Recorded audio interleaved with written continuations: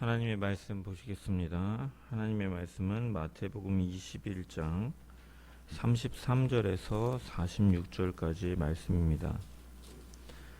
마태복음 21장 33절에서 46절의 말씀입니다.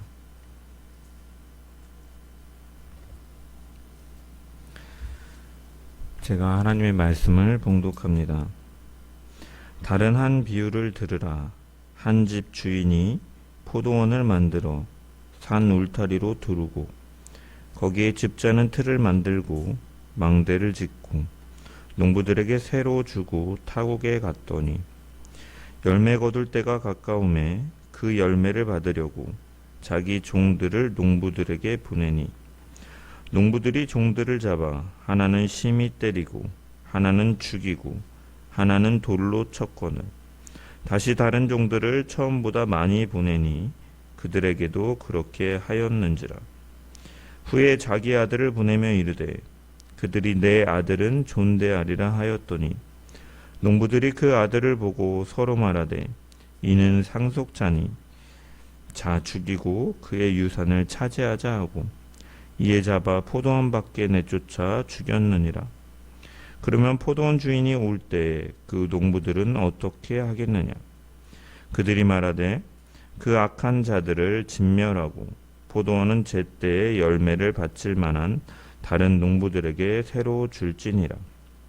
예수께서 이르시되 너희가 성경에 건축자들이 버린 돌이 모퉁이의 머릿돌이 되었나니 이것은 주로 말미암아 된 것이요 우리 눈에 기이하도다 함을 읽어본 일이 없느냐. 그러므로 내가 너희에게 이르노니 하나님 나라를 너희는 빼앗기고 그 나라의 열매 맺는 백성이 받으리라. 이 돌 위에 떨어지는 자는 깨지겠고 이 돌이 사람 위에 떨어지면 그를 가루로 만들어 흩으리라 하시니 대제사장들과 바리새인들이 예수의 비유를 듣고 자기들을 가리켜 말씀하신 줄 알고 잡고자 하나 무리를 무서워하니 이는 그들이 예수를 선지자로 알미었더라. 아멘. 말씀을 통한 주의 은혜와 평강이 모인 모든 자들 가운데 넘치기를 축원합니다. 누군가에게 기독교의 핵심 가치가 무엇이냐 묻는다면 믿는 사람이든 안 믿는 사람이든 대부분은 기독교에 대해서 사랑이라 대답합니다. 왜 그러냐면 하나님께서 세상을 이처럼 사랑하사 독생자를 주셨기 때문입니다. 그 독생자이신 예수님께서는 우리를 사랑하셔서 성부의 뜻에 따라 십자가에 죽기까지 복종하셨고 그 대속의 사랑 위에 교회는 세워졌습니다. 그러므로 그 신앙은 시작도 중심도 끝도 사랑이라 할 수 있는 것이죠.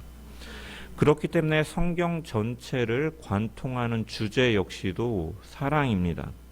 하나님께서 먼저 우리를 사랑하셨고 그 사랑을 입은 우리도 하나님을 사랑하고 그 하나님의 사랑으로 이웃을 사랑하라 말씀하시는 것이 성경의 주제이기 때문이죠. 이 메시지는 모세오경과 선지서들 그리고 지혜서 안에서도 반복되는 것입니다.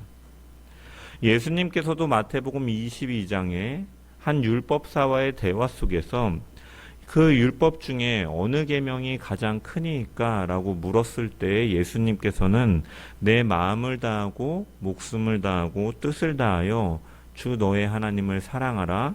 이것이 크고 첫째 되는 계명이요 둘째는 이와 같으니 내 이웃을 내 자신과 같이 사랑하라 라고 말씀하셨습니다. 그러면서 이렇게까지 덧붙이시죠. 이 두 계명이 온 율법과 선지자들의 강령이니라. 온 율법과 선지자들의 강령이라는 것은 이 성경의 전체가 하나님 사랑, 이웃 사랑에 대해 말하고 있다라고 정리해 주신 것입니다. 심지어 예수님께서는 그 사랑을 원수에게까지도 확장시키셨습니다. 너희 원수를 사랑하라, 너희를 핍박하는 자를 위하여 기도하라 라고 말씀하신 것이죠. 그런데 그렇게 사랑을 가르치신 예수님께서 격렬한 반대와 갈등을 겪고 있는 집단이 있는데 그 대상은 바로 누구인가? 바로 대제사장들과 장로들, 바리새인들과 서기관들과 같은 종교 지도자들이었습니다. 그들과 갈등이 벌어진 것은 예수님께서 단순히 진리를 말씀하셨기 때문이 아니라 예수님께서 말씀하신 그 사랑의 본질이 그들의 위선과 자기의와 그 죄악들을 드러내었기 때문인 것이죠. 예수님은 그 성경의 본래의 정신을 말씀하심을 통해서 그들의 외식하는 신앙, 형식만 남은 신앙을 가차없이 드러내고 꾸짖으셨으며 그들이 감추고 있는 죄를 하나하나 드러내셨습니다. 그렇기 때문에 그들은 불편해했고 결국 그 갈등은 예수님을 십자가에 못 박는 그 죽음으로 이어지게 되는 것이죠. 그들은 율법을 잘 알고 있었던 사람들입니다. 성전 중심의 삶을 살았던 자들입니다.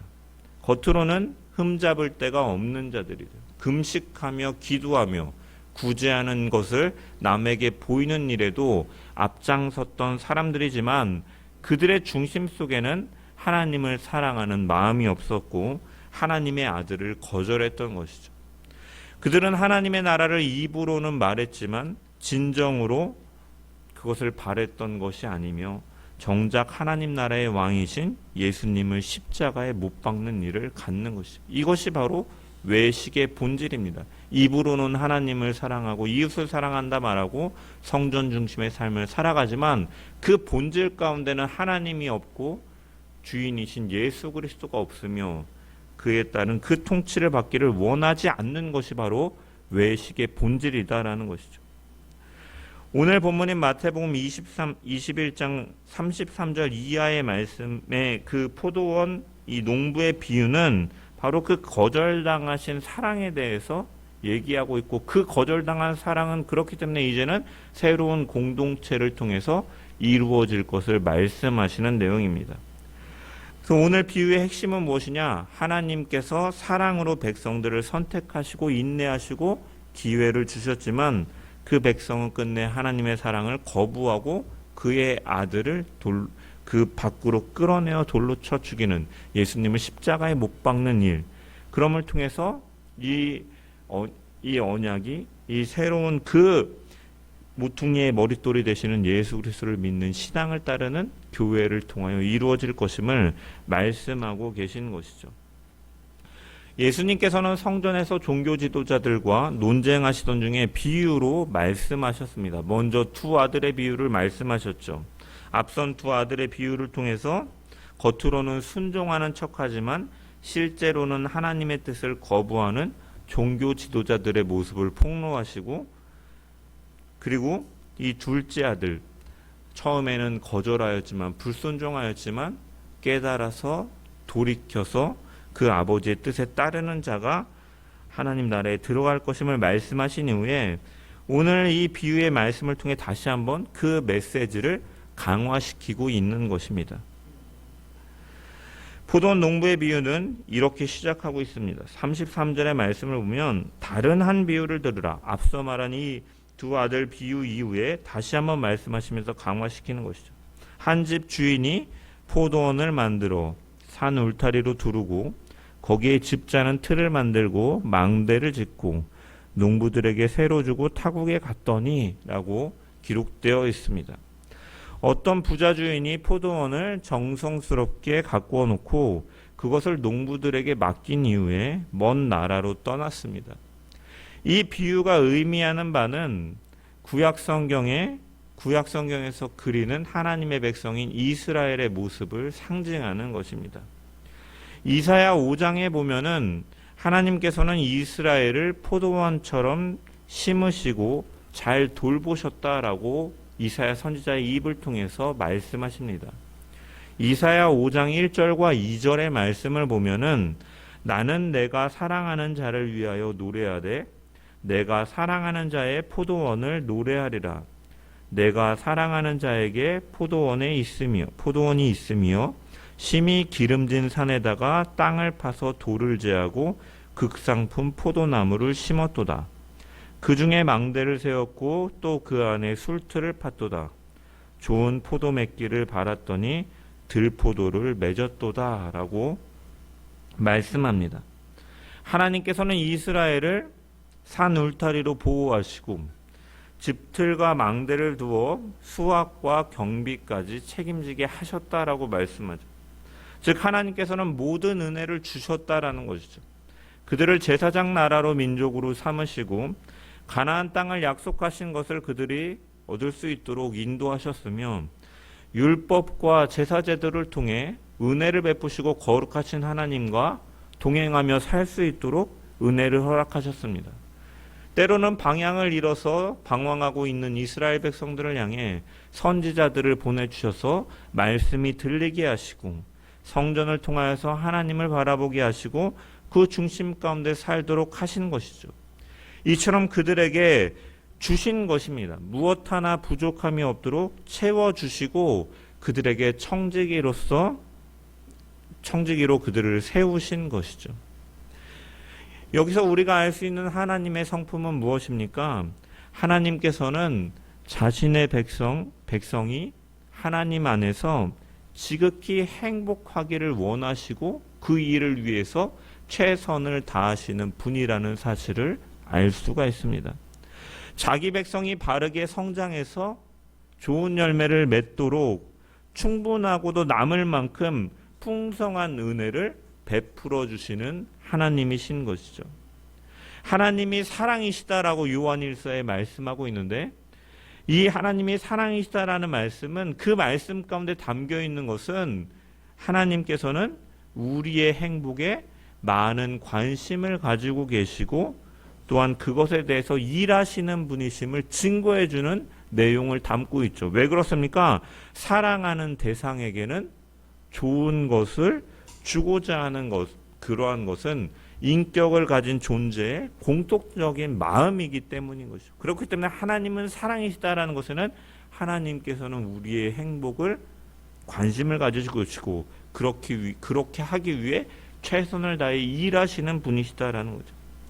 하나님을 믿는 자는 그렇게 그러한 마음을 아는 자들이다. 그래서 우리가 지난주의 말씀과 같이 그 안에 그렇기 때문에 불평과 원망이 아니라 감사와 행복이 넘치는 자인 것이죠. 우리는 삶 가운데서 하나님으로 인해 삶의 기쁨이 행복이 넘치는 자들이 되어야 될 줄 믿습니다. 이런 하나님께서 우리에게 이제 은혜를 베풀어 주시며 바라시는 것이 무엇입니까? 때에 따라서 열매를 맺기를 기대하시는 것이죠. 34절의 말씀을 보면 열매 거둘 때가 가까움에 그 열매를 받으려고 자기 종들을 농부들에게 보내니라고 말씀하십니다. 포도원 주인은 농부들에게 그 포도원을 맡기면서 당연히 때가 이르러 거두게 되는 실과를 기대하고 있는 것이죠.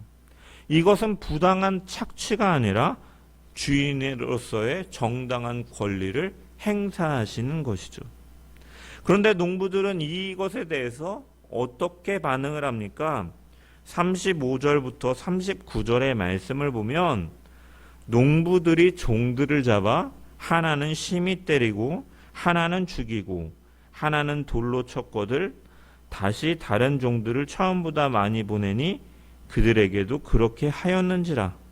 후에 자기 아들을 보내며 이르되 그들이 내 아들은 존대하리라 하였더니 농부들이 그 아들을 보고 서로 말하되 이는 상속자니 다 죽이고 그의 유산을 차지하자 하고 이에 잡아 포도원 밖에 내쫓아 죽였느니라.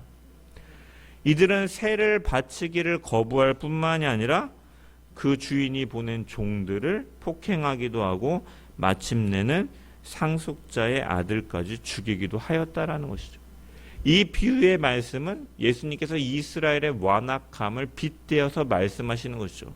하나님께서 보내신 종들, 선지자들을 돌로 쳐 죽이고 이단과 같은 자로 여기면서 모함하고 죽이고 마지막에 아들을 포도원 밖에 내쫓아 죽이느니라. 예수님을 성전 밖에 골고다 언덕에 끌고 가서 십자가에 달려 죽기까지 하는 이런 이스라엘의 완악함을 빗대어서 말씀하고 계시는 것이죠. 예수님께서 이 비유로 말씀하실 때 우리는 이 비유만을 보면 이 본문에 나오는 농부들의 행동을 좀처럼 이해할 수가 없습니다. 계약 관계에 맺어졌는데 어떻게 종들이 주인에게 이럴 수가 있느냐.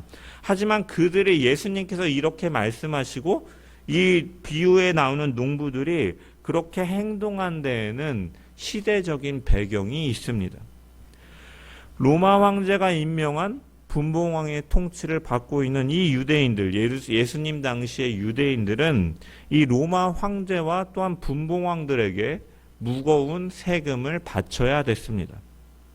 또한 예루살렘 성전을 관장하는 대제사장들과 그 무리들에게 성전세와 함께 11조와 헌물 같은 것들도 또한 따로 바쳐야 됐던 것이죠. 분봉왕들은 세리들을 앞세워서 이 악랄한 세금을 착취하였습니다.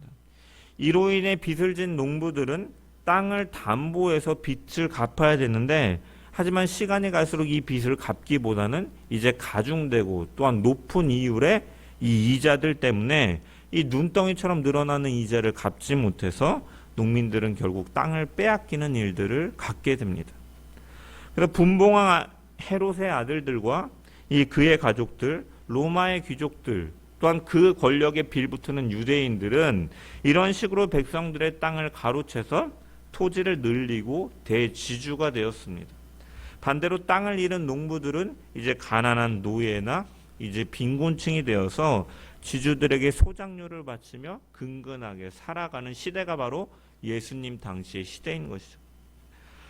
이런 구조 속에서 이 로마의 귀족들이나 아니면 이런 이 권력에 빌붙은 유대인들이 이제 부를 이루고 이 팔레스타인 농지를 이제 투자하여 이런 대지주 노릇을 하는데, 이런 지주들이 이제 과도한 세금을 부과하다 보니까 이것에 지친 농부들의 반란이나 거친 행동들도 이제 종종 일어나게 되었고, 그래서 이들은 이것을 우려해서 그 지역에 같이 있는 것이 아니라 먼 지역이나 외국으로 나갔으면서 그 밖에서 세를 받아들이는 이러한 일들이 있었던 것이죠.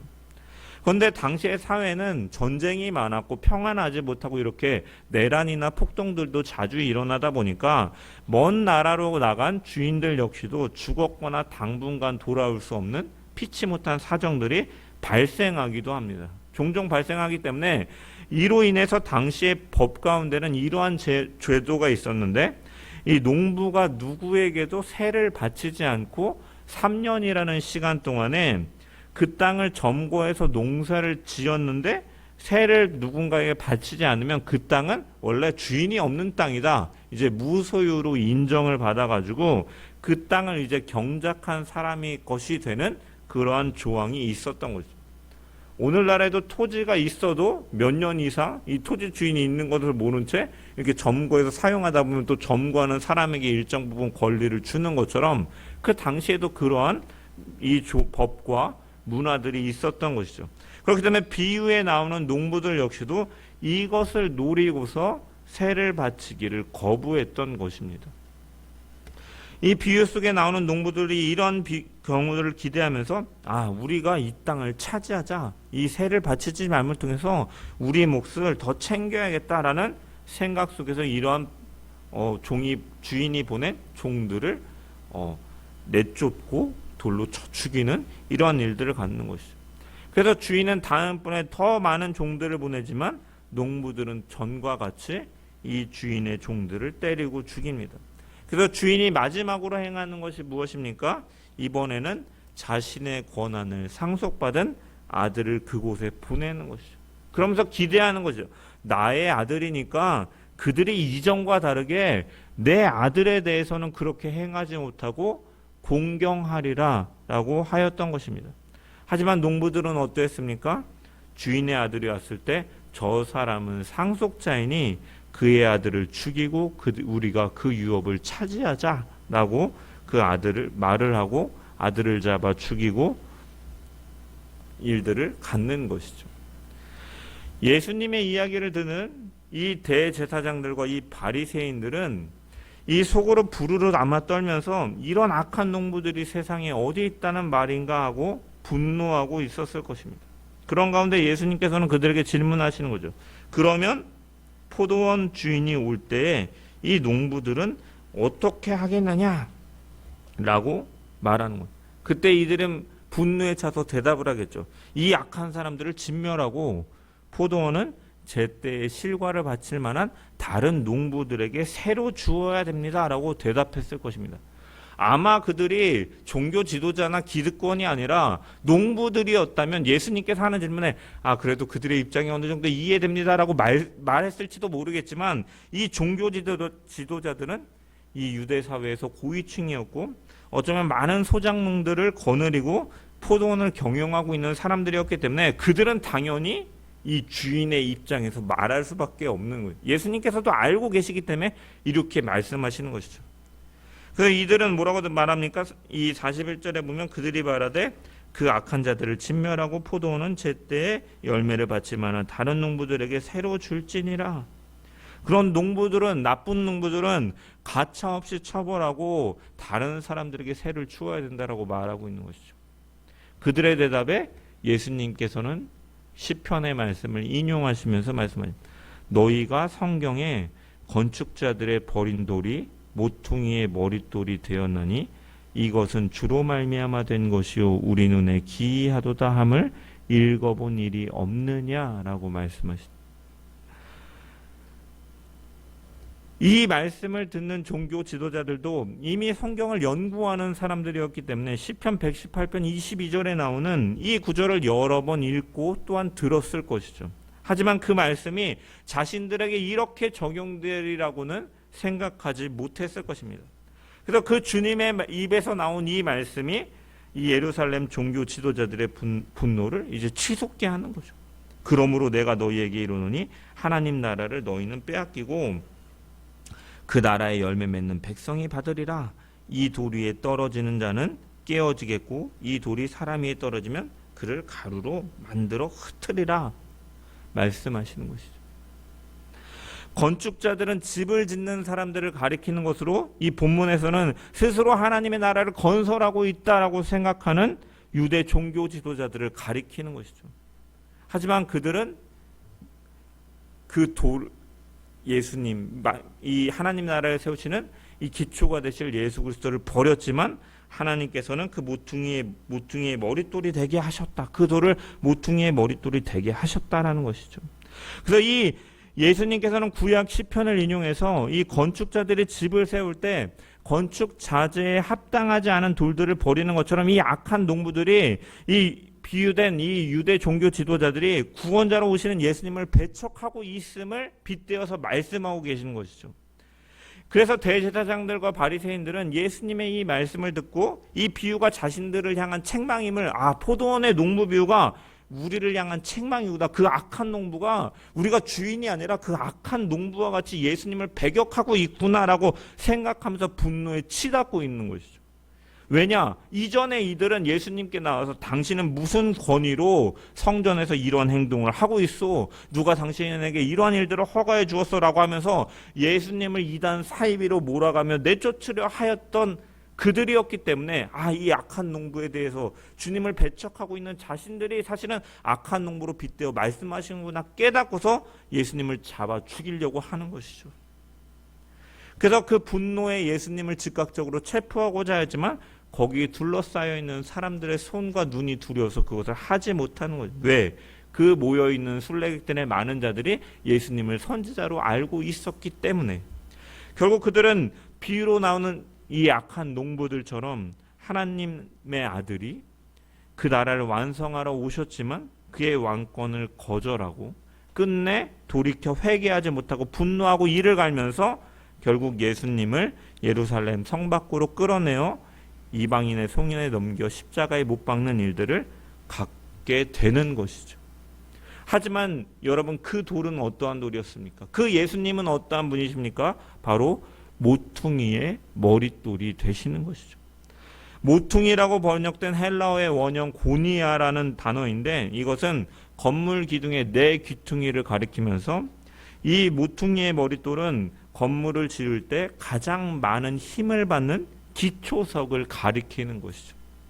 이 돌은 그렇기 때문에 이 돌이 어떠한 위치에 있느냐, 어떠한 모양이냐, 어떠한 크기냐, 어떠한 만큼의 하중을 견디느냐에 따라서 그 건물의 규모와 모양을 결정하는 중심돌이 되는 거예요. 그렇기 때문에 이 건축물은 이 모퉁이의 머릿돌은 건축물을 이루는 다른 돌들에 이어주는 역할도 하는 것이죠. 그래서 예수님께서 자신을 스스로 모퉁이의 머릿돌이라고 말씀하신 것은 예수 그리스도로 말미암아 형성될 그 성도의 영적 공동체인 교회의 머리가 되시는 분이 바로 예수님이시고, 그 공동체의 기초가 되시는 분도 바로 예수님이심을 나타내고 있는 거죠. 이 모퉁이의 머릿돌이 그 건물의 규모와 형태를 이루는데 영향을 끼치고, 또한 그것이 기초가 되기 때문에 결국 포도원의 주인이신 하나님께서는 예루살렘의 지도자들에게 맡겼던 그 복음의 열매 맺는 사역을 그들의 손에서 이제 빼앗으실 날이 올 것이다. 그 예수 그리스도의 십자가를 통해서 성전 심판이 이루어질 것이고, 그리고 하나님 나라의 그 유업은 정의와 성령의 열매를 맺는 백성들에게 그 맡겨질 것이다라고 예수님께서는 비유로 말씀하고 계시는 것이죠. 그래서 예루살렘 성전을 중심으로 일하던 이 악한 유대교 지도자들의 하나님의 나라를 이제 빼앗기게 될 것이고, 건축자들이 버린 돌처럼 취급받던 예수님이 모퉁이의 머릿돌이 되셔서 그 새로운 이스라엘을 한 몸으로 연결시키시고 하나님 나라로 초대하실 것임을 이 비유를 통해서 말씀하고 계신 것입니다. 그렇기 때문에 오늘날 교회는 머리가 되신 예수 그리스도 안에서 한 몸 된 교회로서 이 복음 전파와 사명을 이어받아서 하나님 나라의 포도원에서 열매를 맺고, 때에 따라 그 열매를 하나님께 드리는 농부와 같은 자들이 되었다라는 사실인 것이죠.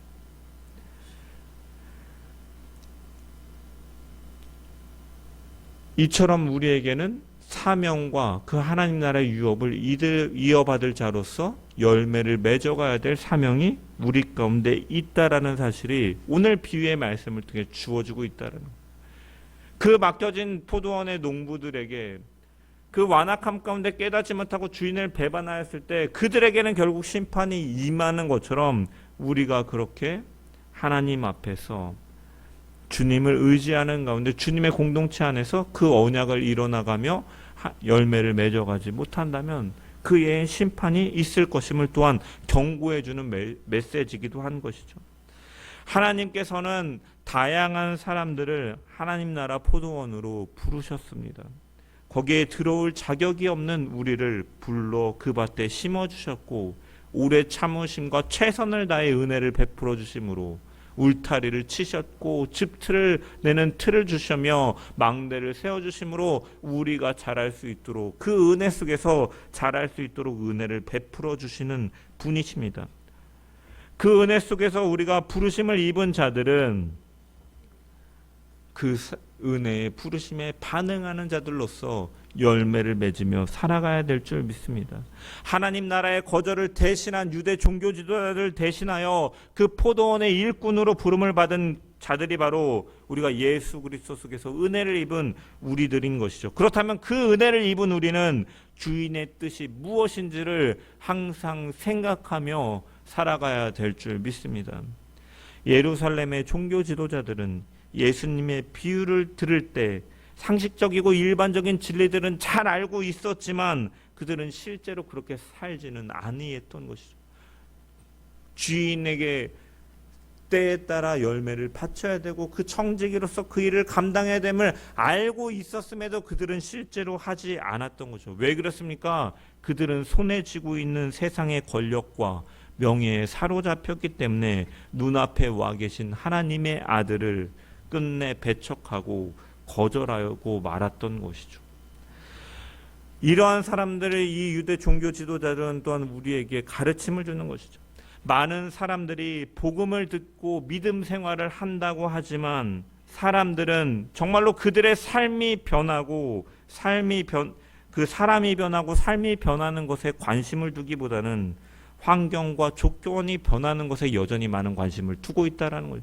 하나님의 진리를 알고 말씀도 알고 성전 중심으로 살지만 정작 그들은 진짜 하나님의 본 사랑을 하나님을 사랑하는 본질을 놓치지 못한 채 그저 자신의 손에 쥐고 있는 세상의 권력과 명예만을 바라보며 살아갔던 것처럼 우리 역시도 구원과 복음의 능력이 행하는 일들에 관심을 두기보다는 예수를 믿는 많은 사람들 가운데서도 예수를 믿으면 무슨 복이 받을까? 어떠한 내 환경이 어떻게 변할까? 하나님께서 어떠한 복을 주셔서 윤택하게 살아갈까? 이러한 기대와 그 자신의 조건이 변하는 데에만 관심을 갖고 있는 자들이 많이 있다라는 것이죠.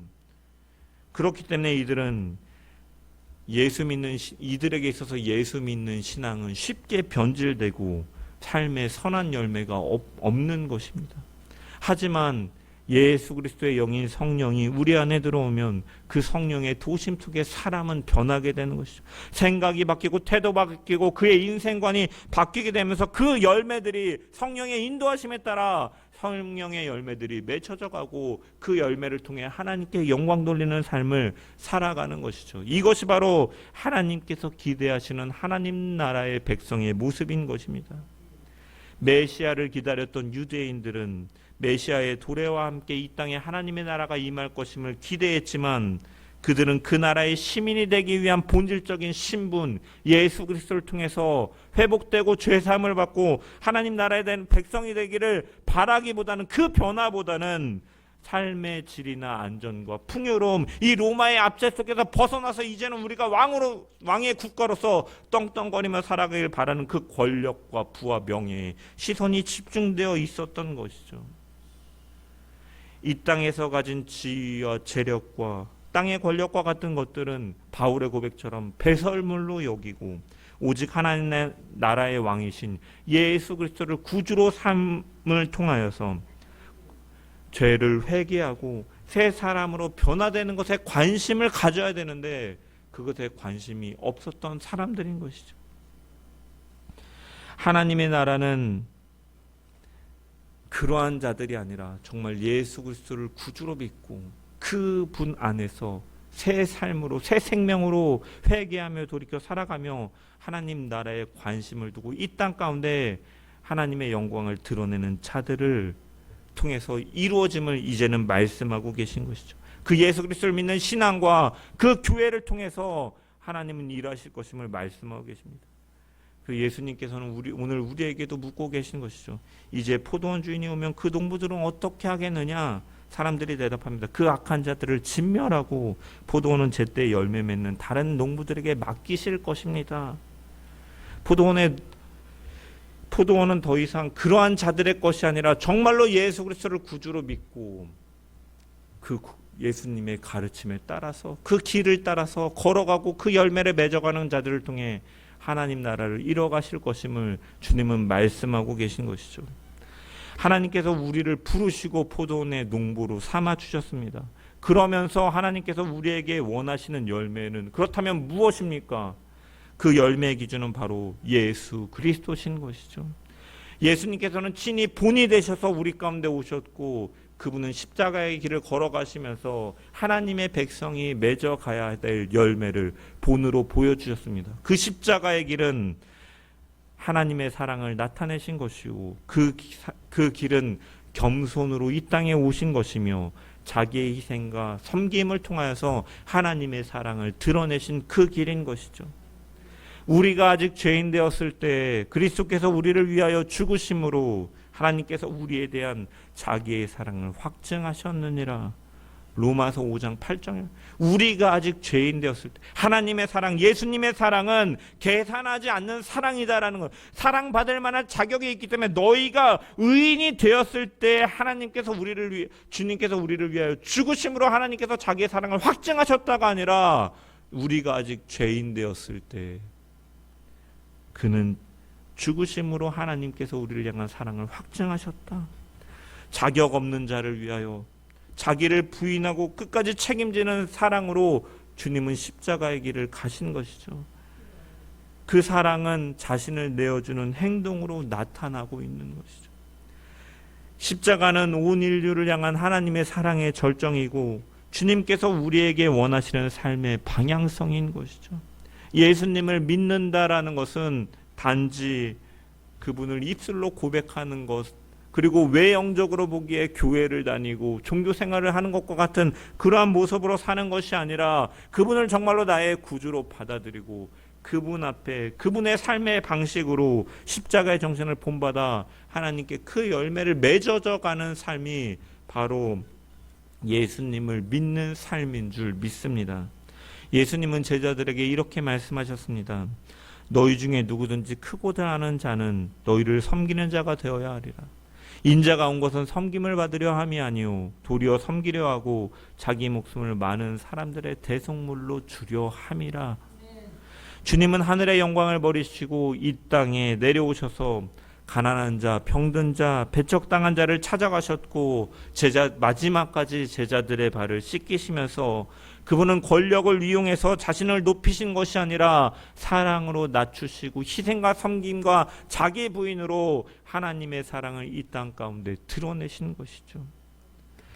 포도원의 주인은 단지 종교적인 행위나 직분이 아니라 예수 그리스도의 그 삶이 열매로 맺어져 가는 자를 찾고 계시는 줄 믿습니다.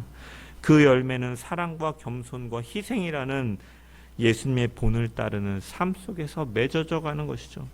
우리가 예수님의 이름을 말하고 그분의 이름으로 그분을 닮아 섬기고 그분의 사랑을 닮아 사랑하며 살아갈 때 그것이 곧 포도원의 열매가 되어서 하나님께 드려지는 것인 줄 믿습니다.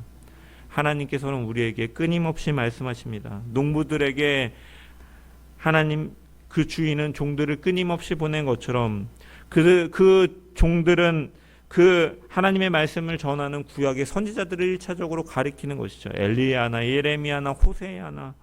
그렇지만 그들은 하나님께서 그들을 보내실 때마다 그들은 귀를 막고 그들을 조롱하고 심지어 죽이는 일들을 가졌지만 하나님께서는 포기하지 않으시고 죄를 지으시는 이스라엘 향해서 또다시 선지자를 보내시고 또다시 말씀하시는 것처럼 오늘날 우리에게 성령을 통해서 말씀을 생각나게 하시고 깨닫게 하시고 돌이키게 하시는 분이신 것이죠. 그래서 우리는 그 말씀 앞에 때로는 방황하고 때로는 멀어질지라도 그 말씀 앞에 돌이켜서 반응하며 열매를 맺는 삶으로 살아가야 될 줄 믿습니다. 그분의 말씀을 듣고도 외면하는 삶이 아니라 악한 농부들과 같이 살아가는 것이 아니라 말씀을 듣고 마음을 치지만 회개하며 돌이키는 자 은혜를 알고 용서를 구하며 그 은혜에 반응하는 믿음으로써 열매를 맺어가는 주의 백성들 되기를 주님의 이름으로 간절히 축원합니다. 악한 농부와 같은 자들이 아니라 자격 없는 자를 그 이후에 농부로 불러주시고 은혜를 베풀어 주신 하나님께 그 예수 그리스도의 권위를 인정하고 그분의 삶을 닮아감을 통하여서 그 귀한 열매를 맺어져가는 주의 백성들 되기를 주님의 이름으로 간절히 축원합니다. 오늘 이 말씀 앞에 우리가 다시 한번 결단하기를 원합니다. 주님, 제가 이 주님의 포도원에서 참된 열매를 맺는 일꾼 되게 하여 주시옵소서. 그렇게 기도하며 그렇게 살아가는 주의 모든 백성들 되기를 주님의 이름으로 간절히 축원합니다.